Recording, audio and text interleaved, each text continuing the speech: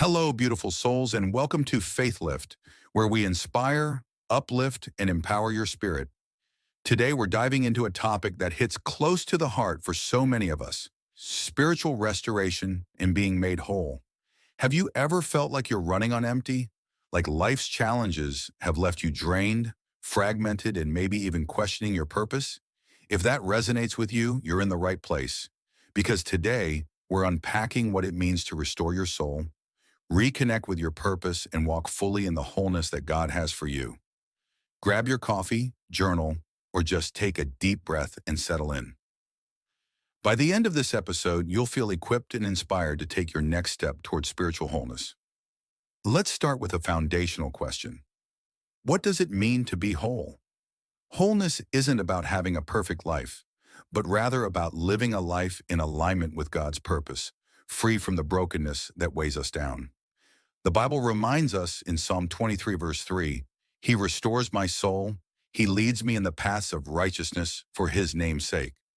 Restoration is God's promise, but it also requires our participation. Have you ever reached a point where your soul felt fractured, where you were physically present but spiritually absent? We live in a world that bombards us with distractions and pressures. Modern issues, like the relentless hustle culture, the comparison traps of social media, and even global crises, take a toll on our souls. Jesus said in Matthew 11:28, "Come to me, all who are weary and burdened, and I will give you rest." This is more than an invitation. It's a roadmap to restoration. Take a moment to pause right now. Ask yourself, what areas of my life feel weary?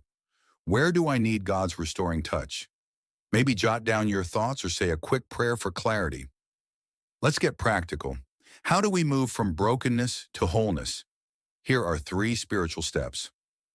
1. Acknowledge the need for God. Healing begins when we admit that we can't do it alone. Like the prodigal son in Luke 15, restoration starts with returning to the Father. 2. Renew your mind. Romans 12:2 tells us, "Do not conform to the pattern of this world, but be transformed by the renewing of your mind." Replace toxic thoughts with God's truth. Practice daily affirmations rooted in Scripture, like, "I am fearfully and wonderfully made," Psalm 139:14. 3. Walk in purpose. Wholeness is tied to living with intention, which is the fuel for restoration.